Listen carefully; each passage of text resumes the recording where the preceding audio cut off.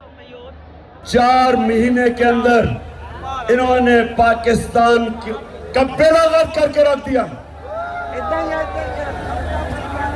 चाहे सनत देखो, चाहे किसानों से पूछो, चाहे अवाम से पूछो, चाहे मजदूरों से पूछो, सारों के हालात बुरे हैं। क्योंकि जो इंपोर्टेड हुकूमत थी वो सिर्फ एक मकसद के लिए आए थे, अपने करप्शन के केस बंद करने के लिए। तो मैं उसके ऊपर बाद में आऊंगा। मैं पहले जो पाकिस्तान में सैलाब आया हुआ है, अल्लाह ने हमें बड़े इम्तिहान में डाला हुआ है। 3 चीजें हमने करनी है आगे से कि अगर इस मुल्क में सैलाब आए तो वो इतनी तबाही ना मचाए। नंबर 1, हमें डैम्स बनानी पड़ेंगी। मैं फख्र से कहता हूं कि 50 साल के बाद हमारी हुकूमत थी जिसने 10 डैमें बनाई, जिसमें 3 बड़ी डैम्स थी 50 साल के बाद। और हमने अभी और डैम्स की फिजिबिलिटीज बनाई हुई थी, और अगर 3-4 साल और मिल जाए हमें तो कभी भी इस तरह की तबाही, फ्लड्स नहीं मचाएंगे आने वाले वक्त में इंशाअल्लाह। तो सबसे पहले डैम्स बनानी है। नंबर 2, ये जो मौसम की तब्दीली है, इसके लिए जो हमने 10 अरब दरख्त लगाने का हमारा जो प्रोग्राम है, वो एक ही तरीका है कि हम ये जो क्लाइमेट चेंज है, मौसम की तब्दीली है, ये जो मौसम गर्म हो रहा है, एक ही तरीका है इसकी गर्मी कम करने का कि सारी कौम मिलकर आने वाली हमारी नस्लों को बचाने के लिए हम सब मिलकर शजरकारी करें। और इंशाल्लाह वो हमारा दूसरा प्लान है। खाने वाले खुद हजम हो जाएंगे, खुद हजम हो जाएंगे, और पुश्तों से जो कभी बैठे सब भीड़ में मिल जाएंगे। अभी मैं आपको फैसलाबाद अभी बड़ी अच्छी अच्छी वीडियोस भी दिखाने लगा हूं।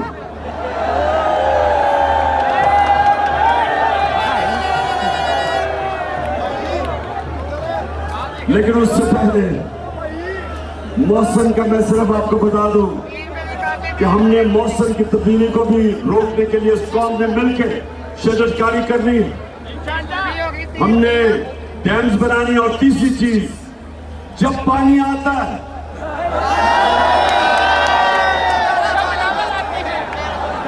बारिश आता है तो जब पानी आता है तो उसको निकालने के लिए ड्रेनेज सिस्टम चाहिए ताकि वो तबाही ना मचाए। अगर पानी के रास्ते में अगर आप पानी को निकलने नहीं देंगे तो वो फिर तबाही मचाएगा। तो इसलिए ये भी अभी हमने ड्रेनेज सिस्टम ठीक करना है, जिसमें दराज सिंध के साथ राइट बैंक और लेफ्ट बैंक कनाल जो बंद है, जो लोग कब्जे हो गए। कई कराची की तबाही है क्योंकि नालों के ऊपर लोगों ने कब्जे कर लिए। तो इंशाल्लाह ये तीसरी चीज। और चौथी, इंशाल्लाह अगले इतवार को मैं फिर से टेलीथॉन करूंगा और खास तौर पे बैरून मुल्क पाकिस्तानियों से इंशाल्लाह अरबों रुपया आपको इकट्ठा करूंगा सैलाब के मुतासरीन के लिए। अच्छा, फैसलाबाद थोड़ी सी जरा संजीदा बातें देखें। फैसलाबाद वो शहर है, इंडस्ट्रियल सिटी है, पाकिस्तान का मैनचेस्टर है। अगर यहां हम अपनी सनत और सनतकारों की मदद करेंगे, वो सनतकारी करेंगे और सरमायाकारी करेंगे, फैक्ट्रियां बनाएंगे, नौकरियां मिलेंगी, मुल्क में दौलत में इजाफा होगा। और अब मुल्क जब एक्सपोर्ट करता है तो मुल्क के अंदर डॉलर आते हैं। तो नौजवानों, मैं चाहता हूं कि आपकी मैं आपकी तरबियत भी करूं और आपको तालीम भी दूं कि हमने अपने मुल्क को कैसे उठाना है, कैसे अजीम मुल्क बनाना है। तो कोई भी मुल्क जब तक, जिसको अंग्रेजी में वेल्थ क्रिएशन, जब तक वो मुल्क में अपनी दौलत के अंदर इजाफा नहीं करता, जब तक वो मुल्क में दौलत की इजाफा नहीं करता, अपनी एक्सपोर्ट्स नहीं बढ़ाता, तो वो इसी तरह कभी IMF की गुलामी तो कभी किसी की गुलामी, और उसका सरबरा फिर यही करता है जो कि अभी शहबाज शरीफ कहता है कि मैं भी मुल्क फिर के आया हूं। तो वो क्या कहता है जरा ये देख ले। मैं सऊदी अरब से होके आया हूँ, मैं UAE से होके अभी मैं तुर्की होके आया हूँ, और मैंने भाई को कहा कि आप हमारे बड़े अजीम भाई हैं, हमेशा आपने हमारी मदद की। और मैंने यही कहा, जब मैं आया हूँ तो आप समझेंगे शायद ये मांगने आया है, मैं मांग नहीं है लेकिन मजबूरी है ना। जिस तरह मांगी में 65 साल में आपने हमारा हाथ उठाया है, कुछ ऐसा आप हाथ उठा। मैंने कहा मैं वादा करता हूँ कि इंशाअल्लाह हम पूरी कौम हम मिलकर दुनिया मेहनत करेंगे, पसीना कराएंगे, अपने पाँव पे खड़े होंगे। हाँ शहबाज शरीफ, कौम तो मेहनत करती है। हमारा जो भाई बैरून मुल्क पाकिस्तानी जो सऊदी अरेबिया, दुबई, दुनिया में जाके पैसे कमाते हैं, 14-14 घंटे काम करते हैं, वो पैसा पाकिस्तान भेजते हैं, जिसको रेमिटेंसेस कहते हैं, वो डॉलर पाकिस्तान भेजते हैं। और आप और आपके भाई और जरदारी की तरह करप्ट लोग चोरी करके मुल्क से पैसा बाहर भेज देते हैं। तो मेरे नौजवानों सुनो, अभी IMF की रिपोर्ट आई है, ये जरा आप गौर से सुने। IMF, अब मैं समझा दूं IMF क्या है। IMF एक आलमी बैंक है। जब एक मुल्क के अंदर डॉलर्स की कमी होती है, यानी मुल्क में ज्यादा डॉलर्स बाहर जाते हैं और कम डॉलर्स मुल्क में आते हैं, खसारा होता है बैरूनी, तो फिर IMF आपको कर्जा देता है। तो जब वो कर्जा देता है, वो कई शराइत लगा देता है। वो ये कहता है कि मसलन आप आवाम से पैसा इकट्ठा करने के लिए बिजली महंगी करो, आप पेट्रोल और डीजल की कीमत बढ़ाओ,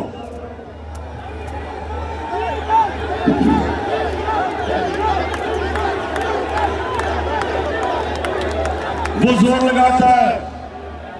वो कहता है कि जब तक खसारा खत्म नहीं होता तो तुम कीमतें बढ़ाओ। हम जब हमारी हुकूमत थी, हम क्या कर रहे थे? हम कहते थे IMF को कि देखो हम अपनी दौलत में इजाफा करेंगे, हम अपनी इंडस्ट्री को इंसेंटिव देंगे कि ताकि इंडस्ट्री ज्यादा पैदावार पड़े, ज्यादा इंडस्ट्रीज लगे। हम अपने किसान को उसकी मदद करेंगे ताकि वो ज्यादा पैदावार, उसकी फसलें ज्यादा पैदावार करें। और जब ज्यादा पैदावार होगी, हमारी दौलत में इजाफा होगा, हम आपके कर्जे भी वापस कर देंगे और हम अपनी आवाम के ऊपर बोझ कम करेंगे। क्योंकि जब हमारा टैक्स बढ़ जाएगा, उस टैक्स से हम आवाम को सस्ती बिजली भी देंगे, सस्ता डीजल और पेट्रोल भी देंगे। तो हमने फैसलाबाद, और से सुनो, हमने पाकिस्तान की तारीख में सबसे ज्यादा टैक्स का पैसा इकट्ठा किया, क्योंकि हमने दौलत में इजाफा किया, हमें टैक्स ज्यादा मिला, हमने करप्शन कम की और तारीखी टैक्स इकट्ठा किया, जिसकी वजह से जब 4 महीने पहले पेट्रोल 1 लीटर 150 रुपए का था, सिर्फ 4 महीने पहले। आर्मी मंडी में तेल तब $103 का था। और ये जरा सुन ले, नोट करें, ये $103 का आर्मी मंडी में तेल था और हम आपको पेट्रोल 150 रुपए लीटर दे रहे थे।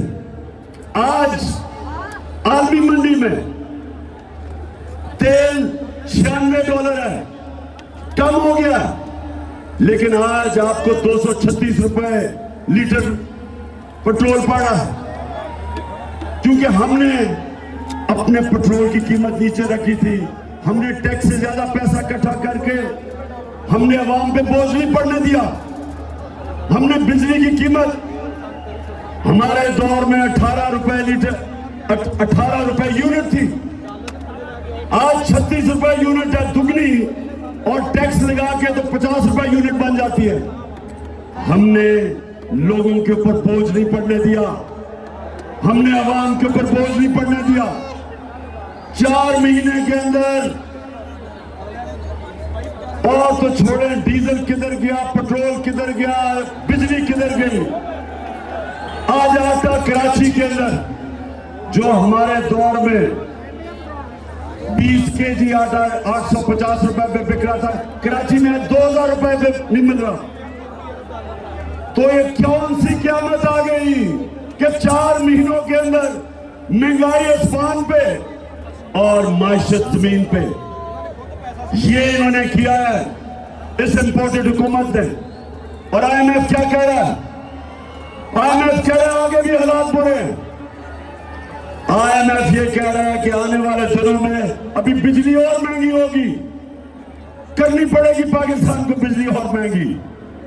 वो ये कह रहे हैं कि ये हुकूमत कमजोर तरीन हुकूमत है, यहां पॉलिटिकल स्टेबिलिटी नहीं, यहां सियासी इस्तेकाम नहीं। इसका मतलब कि सरमायाकारी नहीं होगी, इसका मतलब दौलत में इजाफा नहीं होगा, इसका मतलब हमारी मैशत सुकड़ती जाएगी, इसका मतलब बेरोजगारी बढ़ेगी, इसका मतलब फैक्ट्रियां बंद होगी, इसका मतलब कीमतें ऊपर जाएंगी, कीमतें ऊपर जाएंगी और बेरोजगारी बढ़ेगी। ये IMF ने रिपोर्ट दी है। तो मैं आज सवाल पूछता हूं कि सब जिन्होंने साजिश करके इन चोरों को हमारे ऊपर मुसल्लत किया था, आज कौन को जवाब दे कि तुमने किया क्या? गद्दारी किया था?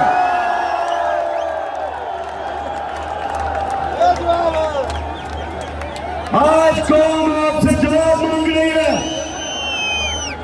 सब जो मुलविस है इसमें, इन चोरों को हमारे ऊपर मुसल्लत किया, और उन चोरों ने सिर्फ एक काम किया, आते साथ ही 1100 अरब रुपए की अपनी चोरी आते साथ ही इन्होंने माफ करवाई। आते साथ ही असेंबली में इन्होंने बिल पास किया, और बिल पास करके 1100 अरब रुपया जो इन्होंने अवाम से चोरी किया था वो इन्होंने माफ करवाया। नौजवानों, फिर से मैं आपको बता दूं, करप्शन और चोरी में क्या फर्क है? करप्शन और चोरी में क्या फर्क है? नौजवानों, टेस्ट कर रहा हूं मैं तुम्हारे में कितना शौर है, बताओ। चोरी होती है जो आपकी जेब से मोबाइल फोन चोरी कर ले, चोरी होती है कि आपके घर में आके कोई चोरी करके आपका टीवी उठा के ले जाए, आपके पैसे चोरी कर ले, इसको चोरी कहते हैं। करप्शन वो होती है जो मुल्क का पैसा चोरी किया जाता है, जो आप सबका, जो पैसा आपके स्कूलों पे, अस्पतालों पे, सड़कों पे, कीमतें कम करने पे जो पैसा कौम पे खर्च होना हो वो चोरी करके ले जाते हैं, इसको करप्शन कहते हैं। और IMF ने एक और बात की, ये पहली दफा IMF ने ये बात की है कि एक बहुत बड़ी वजह कि पाकिस्तान के जो माशी हालात इतने बुरे, जो हमारा दिवालिया निकला, उन्होंने कहा एक बहुत बड़ी वजह हुकूमती करप्शन है। ये पहली दफा IMF ने कहा। तो अब मैं जरा आपको बताऊंगा फैसलाबाद करप्शन होती क्या। नौजवानों, जरा आप तैयार हो, आपको मैं वीडियो दिखाने लगा हूं। करप्शन होती क्या है? करप्शन होती ये है कि जब मसलन मैंने एक पावर प्लांट लगाना है पाकिस्तान में, उसकी कीमत है 100 अरब रुपया। मैं क्या करता हूं, मैं मुल्क का प्राइम मिनिस्टर या वजीर हूं, मैं क्या करता हूं, उसकी कीमत उठा के 120 रुपए कर देता हूं, 120 अरब रुपया, 20 रुपए जेब में डाल देता हूं। वो पावर प्लांट जो दुनिया में 100 अरब रुपए में बने, वो पाकिस्तान में 120-30 रुपए के 30 अरब रुपए के बने। जो 30 अरब रुपया, जो 30 अरब रुपया जो ऊपर जो कीमत बढ़ा के करते हैं, वो आवाम को कीमत अदा करनी पड़ती है महंगी बिजली से। और वो क्योंकि 30 अरब रुपया मुल्क में नहीं छुप सकता, क्योंकि वो बैंकों में डालेंगे, लोग पूछेंगे, तो वो मुल्क से बाहर भेजते, वो चोरी करके बाहर भेजते। तो अब मैं आपको बताऊं कि जो हमारे साहिब इख्तियार जो 30 साल से इस मुल्क में चोरी कर रहे हैं, 2 खानदान, शरीफ खानदान और जरदारी खानदान, मैं जरा आपको खुद देखेंगे कि ये चोरी करते कैसे हैं और पकड़ी कैसे जाती है। जी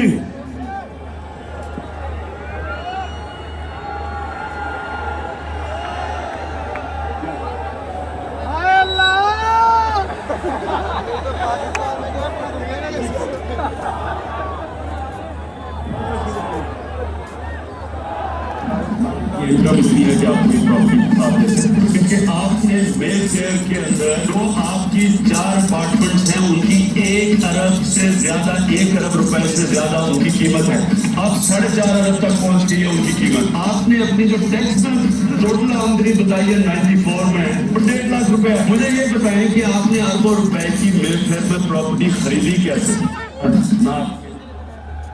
अच्छा, ये आज से 10 साल पहले मैंने इनसे सवाल पूछा शरीफों से कि ये आपके पास लंदन में महंगी तरीन जगह, लंदन की, लंदन यूरोप की सबसे महंगी तरीन शहर है, उस शहर की सबसे महंगी तरीन जगह मेफेयर में मैं इनसे पूछता हूं तुमने किधर से ये पैसा आया? तो ये जरा आप मरियम बीबी का सुने।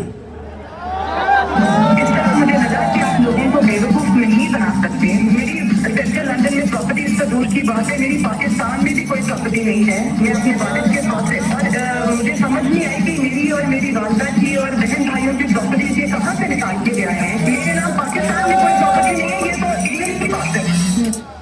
सुन लिया? नहीं सुन लिया? ये मरियम को नहीं पता था कि एक हदीस है कि शैतान आपके गुनाह दुनिया में नशर कर देता है, कि आप जितना मर्जी गुनाह छुपाना चाहे, शैतान दुनिया में नशर कर देता है। तो उनको नहीं पता था आज से 9 साल पहले कि एक इंटरनेशनल इंकशाफ हो जाएगा जिधर उनकी मेफेयर की अरबों रुपए की प्रॉपर्टी के ऊपर भी इंकशाफ होगा कि यह इनकी है। ये कहती है ना मेरी नहीं है। अब ये सुने,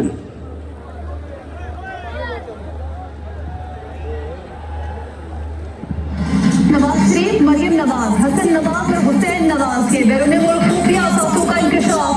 पनामा लीक्स ने बैरून मुल्क खुफिया दौलत का भांडा फोड़ दिया। इंकशाफ हो गया। वो कह रही थी कि मेरी प्रॉपर्टी नहीं। अब ये उनके भाई साहब जब इंकशाफ हो गया तो 2016 में वो क्या कहते हैं, ये सुने।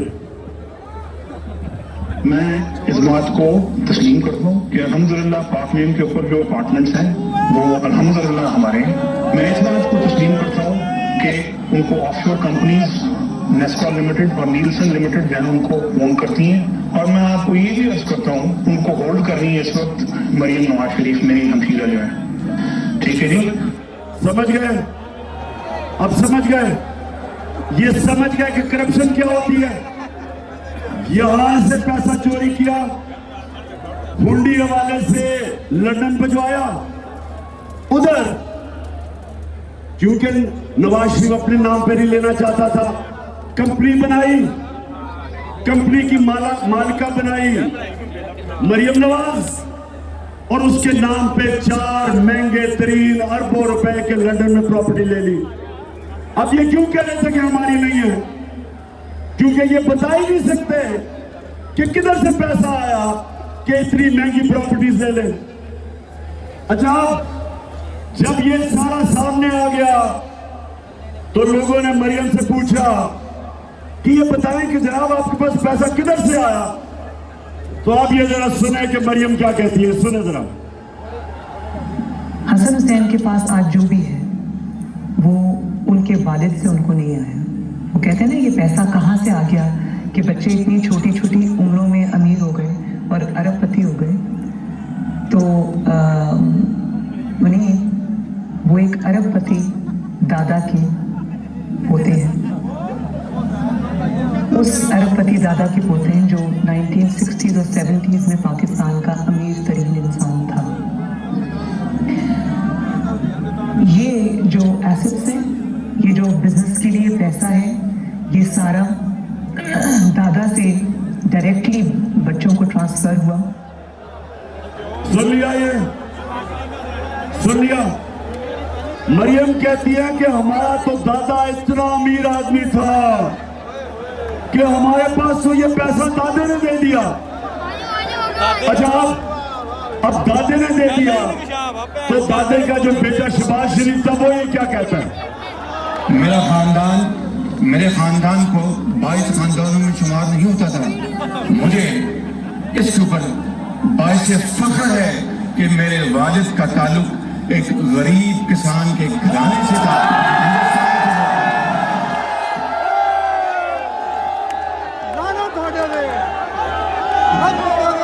वैसे मैं मरियम को दाद दूंगा, मैं आज उसे अप्रिशिएट करना चाहता हूं। सुने सुने क्यों कि इतना बड़ा झूठ बोलते हुए एक भी मुंह से लाइन इधर उधर नहीं हुई।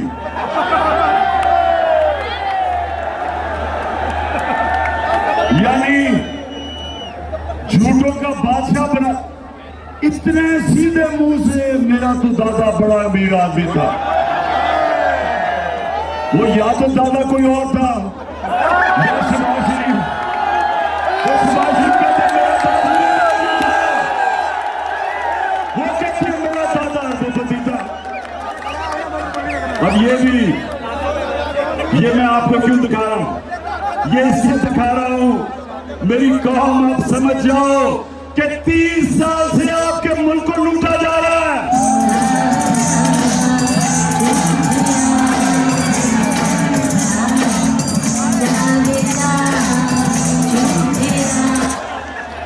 रोडिया, अच्छा, अब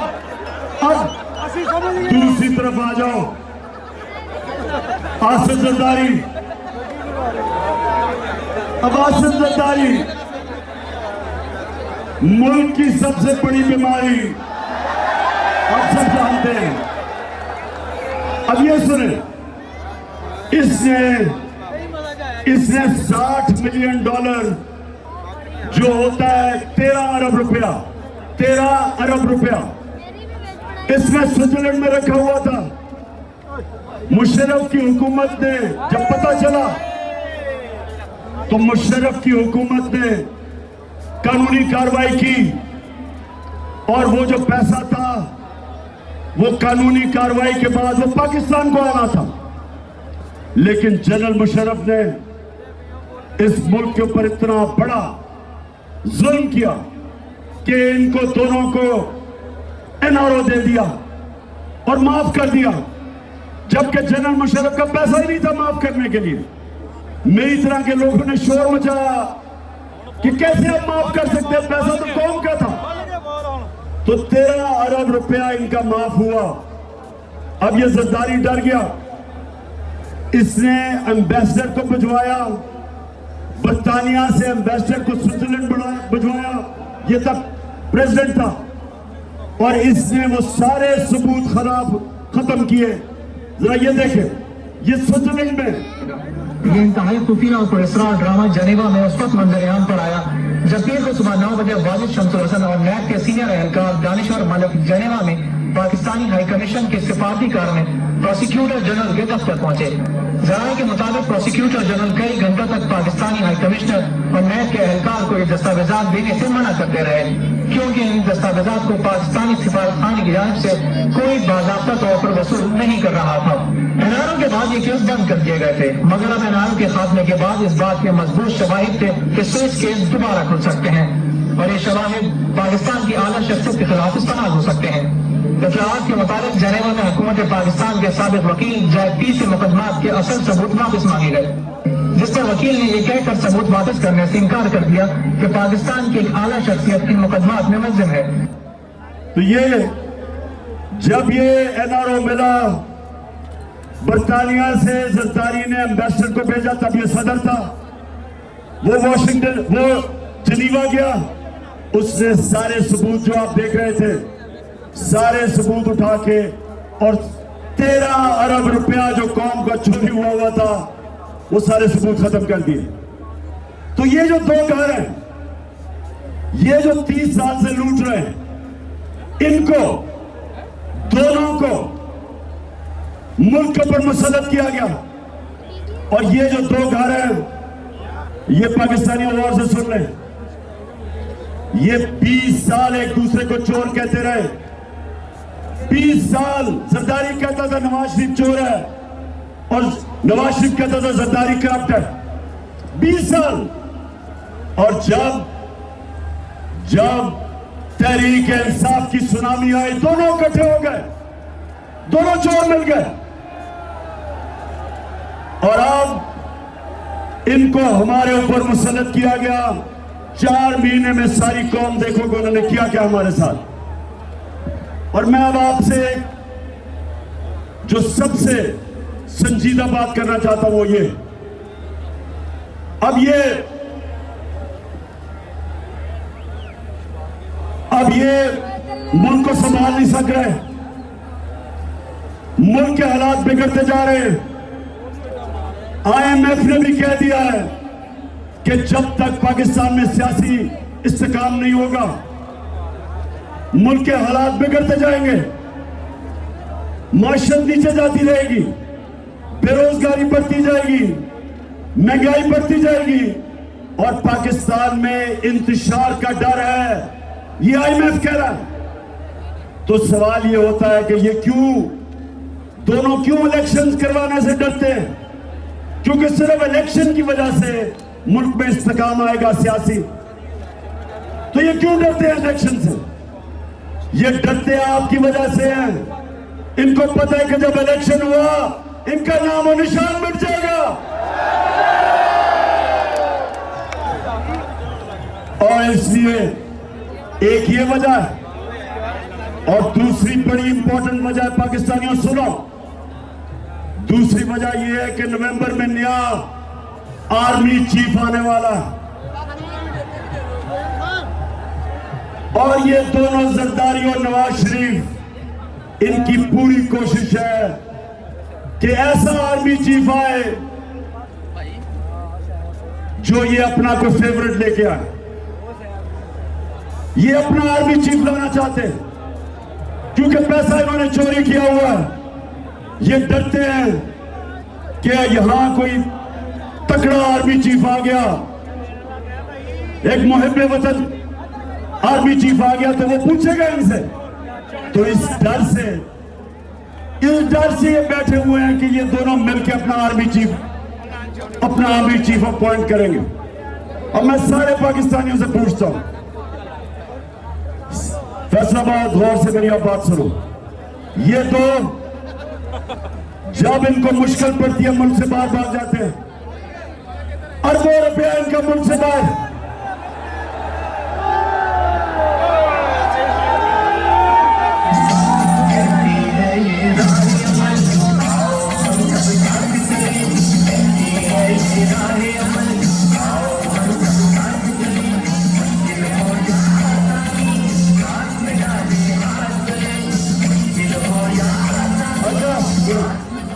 तो ये सुने गौर से, दोनों का पैसा बाहर पड़ा है।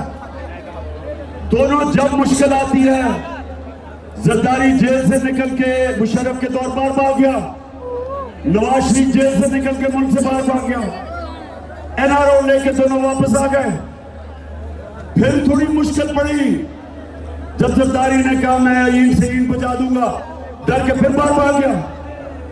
नवाज शरीफ वो जो झूठ बोल के यहां से गया, वो फिर बाहर भाग गया।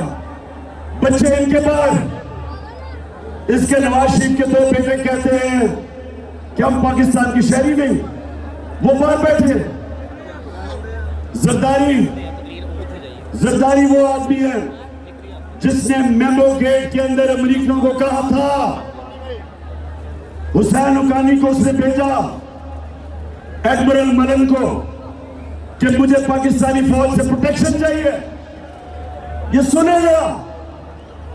उधर नवाज शरीफ डॉन लीग्स में हिंदुस्तान को कहता है कि हम गवर्नमेंट तो चाहती है लेकिन फौज दहशतगर्दी नहीं रोक रही। ये डॉन लीग्स में कहता है। बरका दत्त को मिलता है, बरका दत्त लिखती है सार्क कॉन्फ्रेंस काठमांडू में, ये छुप के नरेंद्र मोदी से मिलता है अपनी फौज से डर के। अब ये 2 लोग, पैसा इनका बाहर पड़ा, जो वहां की ताकतें जो इनको लेके आई, जिधर इनका पैसा पड़ा, ये उनके गुलाम है। तो मेरा सवाल ये है कि क्या आर्मी चीफ उनसे एनओसी लेके बनाएंगे? ये मैं सारी कौम के सामने समझता हूं कि ये सिक्योरिटी रिस्क है। ये 2 वो लोग हैं जो मुल्क के गद्दार हैं। पैसा बाहर, इंटरेस्ट बाहर, करप्ट। ये माजी में डॉन लीग्स और मेमोगेट, किसी सूरत इस मुल्क की तकदीर इनके हाथ में नहीं होनी चाहिए। इस मुल्क का आर्मी चीफ मेरिट के ऊपर होना चाहिए। जो सबसे मेरिट पे है उसको आर्मी चीफ बनना चाहिए। किसी की पसंदीदा आर्मी चीफ नहीं होना चाहिए, किसी का फेवरेट नहीं होना चाहिए।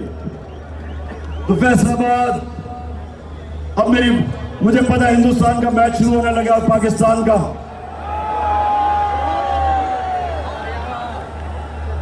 इसी स्टेडियम में हिंदुस्तान के खिलाफ अल्लाह ने मुझे बड़ी कामयाबी दी थी।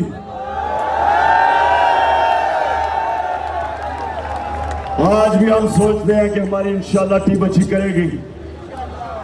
तो मैं फैसलाबाद आपसे आखिर में, देखिए जिधर हमारा मुल्क खड़ा है, मैं नौजवानों को खास तौर पे आज कहना चाहता हूं, मेरे नौजवानों, आपने तैयार होना है मेरी कॉल के लिए।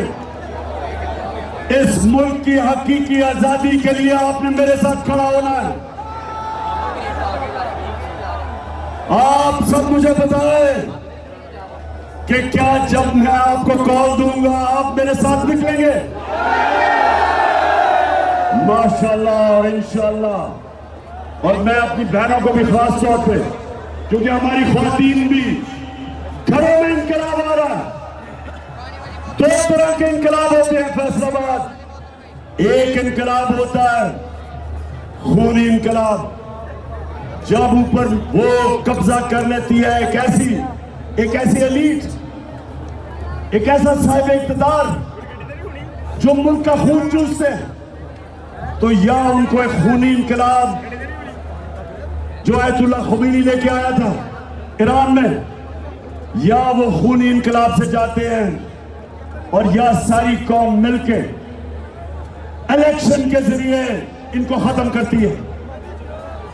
तो हमने इंशाल्लाह, हमने जिसको सॉफ्ट रेवोल्यूशन कहते हैं, हमने सबने मिलके इस मुल्क में ये जो कब्जा ग्रुप है इसको हटाना है। और आप सबने मेरे साथ मिलना है। मैं हूं आपका कप्तान, आप है मेरी टीम।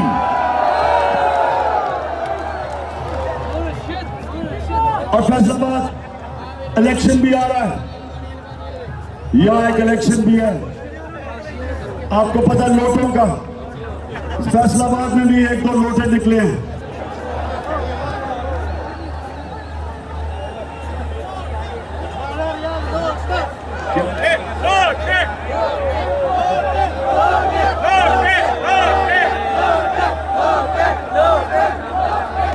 तो एक तो आप सबने मेरे से वादा करना है, हाथ खड़ा करके। अभी वादा क्या करना है कि कभी फैसलाबाद में लोटों को जीतने नहीं देना, और इंशाल्लाह जो मेरा इलेक्शन है यानी 108 जो मैं लड़ रहा हूं यहां से, आपने सबने मेरी टीम बन के पूरी कोशिश करनी है। इंशाल्लाह हम ये इलेक्शन भी जीतेंगे, हम बड़ा इलेक्शन भी जीतेंगे, और इंशाल्लाह इस मुल्क में, इस मुल्क को हकीकी तौर पे आजाद करके एक अजीम कौम बनाएंगे। इंशाल्लाह वो कौम जिसका नारा था कि पाकिस्तान का मतलब क्या, और मेरा तेरा रिश्ता क्या। और जब हमारा ईस्ट पाकिस्तान से रिश्ता टूटा, क्योंकि हम ला इलाहा इल्लल्लाह से पीछे हट गए, क्योंकि हमने ईस्ट पाकिस्तान के लोगों से इंसाफ नहीं किया। जब आप इंसाफ नहीं करते इंतजार होता है, और अल्लाह का हुक्म है, अल्लाह का तो हुक्म है कि मेरी जमीन पे इंसाफ कायम करो। तो फैसलाबाद हमारा रिश्ता सारे पाकिस्तानियों का ला इलाहा इल्लल्लाह है, और हमारा अल्लाह से वादा है ला इलाहा इल्लल्लाह कि हम सोए अल्लाह किसी के सामने नहीं झुकते, ना अमेरिकनों के सामने झुकते हैं, ना पैसे के सामने झुकते हैं, ना खौफ के बुत के सामने झुकते हैं, ना लालच के सामने झुकते हैं। हम एक खुददार कौम है, हम एक गैरतमंद कौम है, और इंशाअल्लाह हम एक दिन आएगा कि सारी दुनिया में हमारे हरे पासपोर्ट की इज्जत होगी। पाकिस्तान जिंदाबाद। 3 minutes down and they're overrate. We know